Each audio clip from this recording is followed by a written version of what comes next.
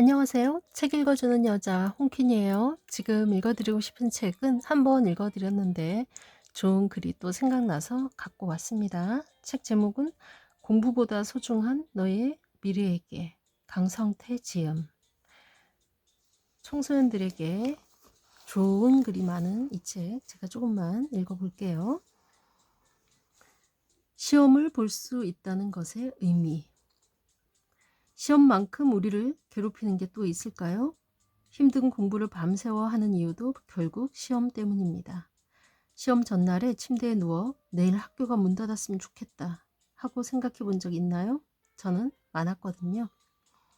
듣기만 해도 스트레스 받고 세상에서 사라졌으면 좋겠는 이 시험이라는 게 어떤 놈인지, 또 어떤 목적으로 생겨났는지 한번 알아보면 좋겠습니다. 지금과는 분명 다른 점이 있거든요. 과거의 시험인 과거는 고려시대 광종 때부터 시작됐습니다.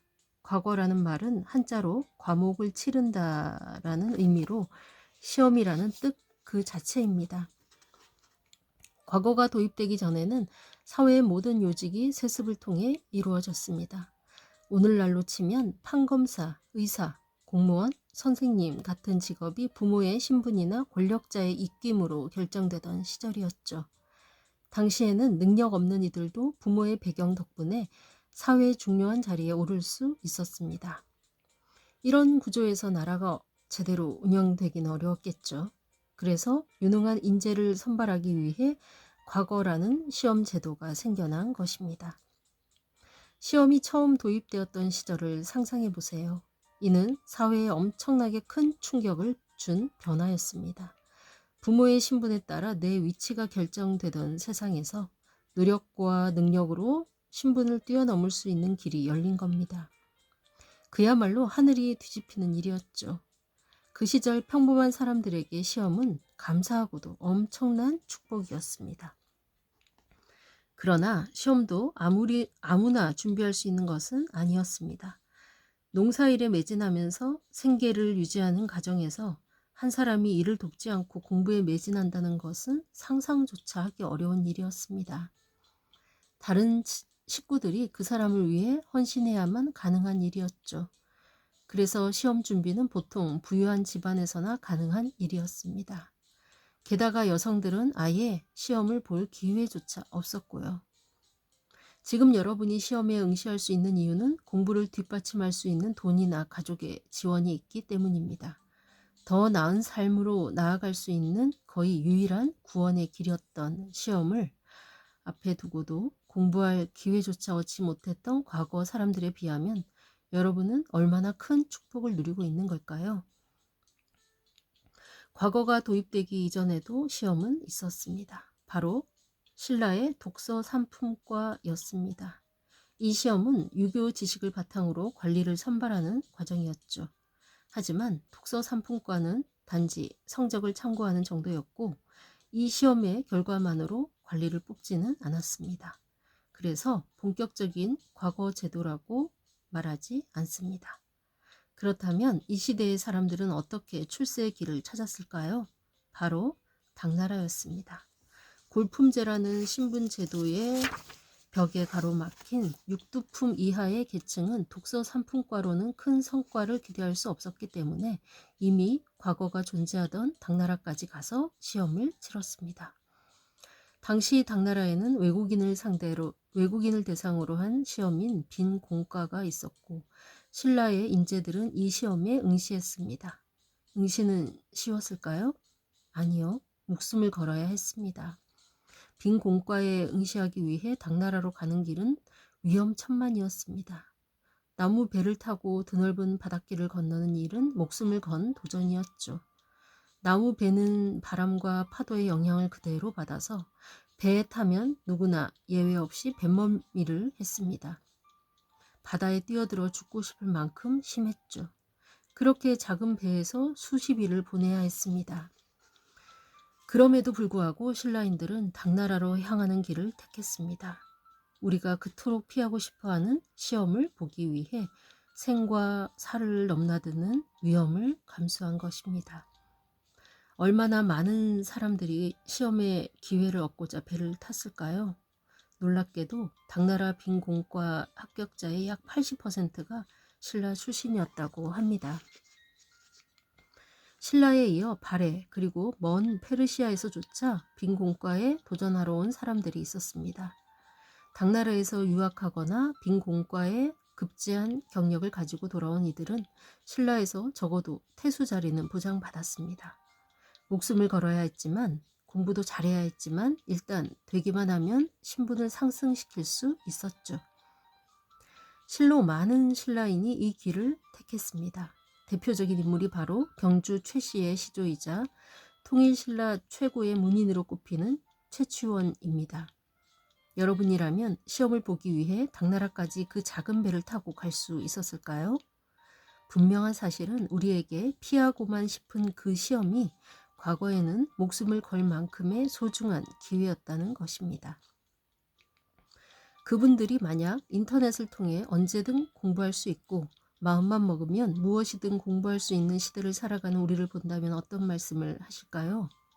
물론 지금도 시험을 준비하는 것은 쉽지 않은 일입니다. 힘들고 불안하고 지치고 때로는 답답할 것입니다. 하지만 이 시험이 여러분에게 주어진 소중한 기회라고 생각하면 어떨까요? 시험을 기회로 여기고 감사하게 생각하는 사람과 억지로 받아들이는 사람 중에 누가 더 최선을 다할까요? 결과는 뻔하지 않을까요? 시험이라는 기회를 소중히 여기는 사람이 결국 더 나은 결과를 얻게 될 것입니다. 네, 좋은 글이죠. 네, 좋은 글 조금만 더 읽어드릴게요. 우린 기적이 무엇인지 잘 모릅니다. 사람들은 각자의 고민과 걱정을 안고 살아갑니다. 특히 수험생들은 인생에서 지금이 가장 어렵고 힘든 시기일 거예요.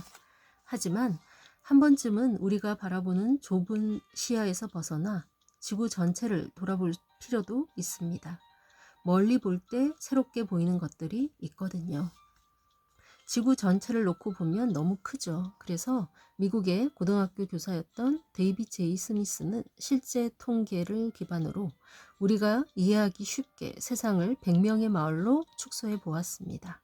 과연 여러분은 이 100명 중 어디에 속할까요? 일단 100명 중 25명은 당장 먹을 음식도 없고 비바람을 피할 집도 없이 살아갑니다. 오늘도 배고픔과 추위를 견디고 있어요.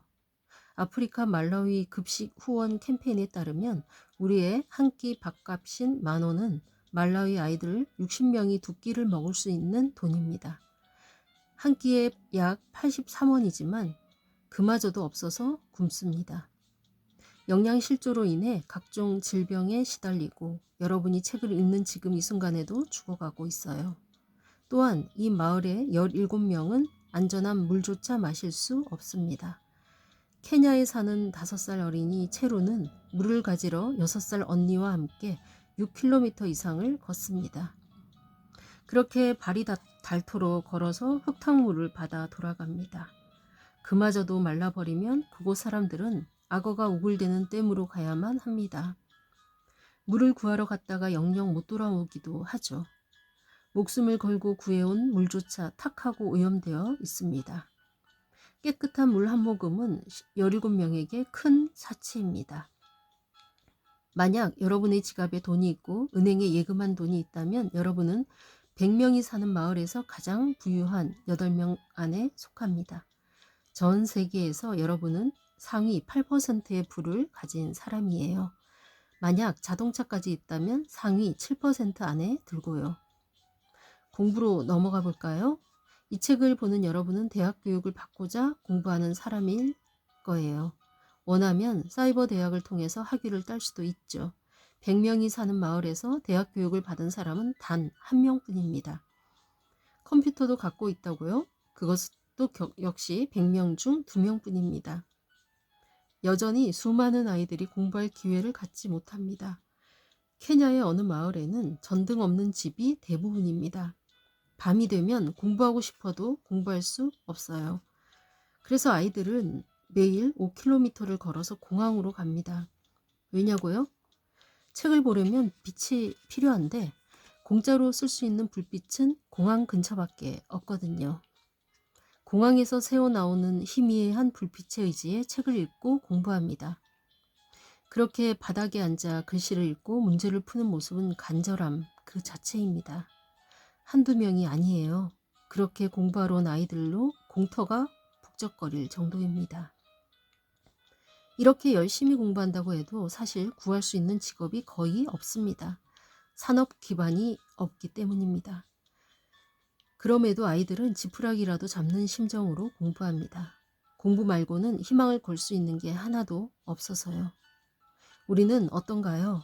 방에 형광등이 없어서 공부 못하는 사람은 없을 겁니다. 공습이나 폭격, 무장단체 위협은 또 어떤가요? 만약 여러분이 그런 위협이 없는 곳에 산다면 100명 마을에 20명보다 더 안전한 삶을 살고 있는 거예요. 시리아나 남수단 공화국에서는 언제 폭격이 시작될지 모르는 불안 속에서 아이들이 자라고 있거든요. 매일 아침 그곳의 학생들은 자명종이 아니라 전쟁의 소리로 잠에서 깨어납니다. 학생 여러분, 지금의 고민과 어려움 속에서도 한 번쯤 고개를 들어 세상을 바라보면 우리가 얼마나 축복받은 삶을 살고 있는지 알 수 있을 거예요. 우리는 100명이 사는 마을에서 상위 7, 8%에 드는 사람들입니다. 이 사실을 기억하며 우리가 누리는 혜택에 감사함을 느끼고 더 나은 세상을 만들기 위해 할 수 있는 일을 찾아야 하지 않을까요? 공부할 수 있는 것은 분명 지구상의 몇몇 사람들에게만 주어진 특권 중의 특권입니다. 공부하기 싫을 때면 이옥선 할머니를 떠올려 주세요. 할머니의 소원은 우리가 할머니의 고통을 기억하며 다시는 이 땅에 그런 서름이 반복되지 않는 것이었습니다. 저는 가끔 이런 생각을 해요. 인류 역사를 하루로 치면 100년은 24시간 중 2.88초인데요. 만약 우리가 100여 년 전에 태어났더라면, 즉 우리가 24시간 중 2초 정도만 일찍 태어났더라면 우리가 이옥선 할머니의 삶을 살아야 했을지도 모릅니다. 제가 군복무를 한 곳은 김포였어요. 김포면 공항도 있고 아파트도 많고 서울과도 붙어 있는데요. 저희 부대는 북한과 걸어 다닐 정도로 가까웠습니다. 높은 곳에서 보면 북한 병사들은 물론이고 민간인들이 농사 짓는 모습까지 보일 정도였습니다. 만약 우리가 몇 킬로미터만 더 북쪽에서 태어났더라면 지금쯤 우리는 어떤 삶을 살고 있을까요? 고등학교를 졸업하자마자 군대에 가서 남자는 10년, 여자는 7년간 복무해야 합니다. 여전히 여행은커녕 이사조차 자유롭게 다니지 못하고 식량이 없어서 굶어 죽을 수도 있어요. 인터넷은 꿈도 못 꾸고 아이돌 영상을 봤다는 이유로 총살을 당하기도 하죠. 공부한다는 것, 그래서 꿈을 가져보기라도 하는 것은 천국에서나 가능한 일입니다. 공부하고 싶어도 공부할 수 없는 사람들이 얼마나 많을까요? 그들이 여러분이었다면 공부하기에 풍족한 그 환경을 다 누렸더라면 어떤 자세로 공부했을까요? 너무 많이 가졌음에도 우리는 공부 때문에 스트레스 받고 짜증을 냅니다. 그들이 가졌어야 할 기회를 우리가 너무 쉽게 가졌기에 의미 없이 써버리고 있는 건 아닐까요? 그들이 얼마나 우리의 삶을 간절히 원하는지 알게 된다면 결코 이 소중한 기회를 헛되이 보내지 않을 겁니다. 아니, 결코 그럴 수 없을 거예요. 어쩌면 우리의 가장 큰 성공은 공부를 통해 원하는 것을 이루는 것이 아니라 공부할 수 있다는 사실 그 자체일지도 모릅니다. 네, 좋은 글이죠. 라떼는 말이야 라는 그런 잔소리쯤으로 또 생각하는 청소년들도 있을 수 있겠지만, 네, 좋은 쪽으로 생각하고 긍정적으로 생각하면은 정말 배울 게 많고 생각해 볼 거리가 있는 좋은 글들이었죠. 자, 이 유명한 공신의 강성태 작가님이 편하게 청소년들에게 들려주고 싶은, 꼭 해주고 싶은 이야기들을 에세이식으로 잘 썼는데요. 꼭 한번 읽어보시길 바라고, 또 특히 공부를 왜 해야 되는지, 특히 또 이 강성태 작가가 대학생 때 했던 봉사활동 글을 보면은 정말 감동적인데요. 목표의 유무에 따라서 어떻게 삶이 변하는지 아무튼 이 책 꼭 한번 보시기를 바라고 20, 30대들 강추하는 바이고 청소년들은 당연히 보면 좋겠습니다. 지금까지 좋은 책 추천하는 여자 홍퀸이었습니다. 감사합니다.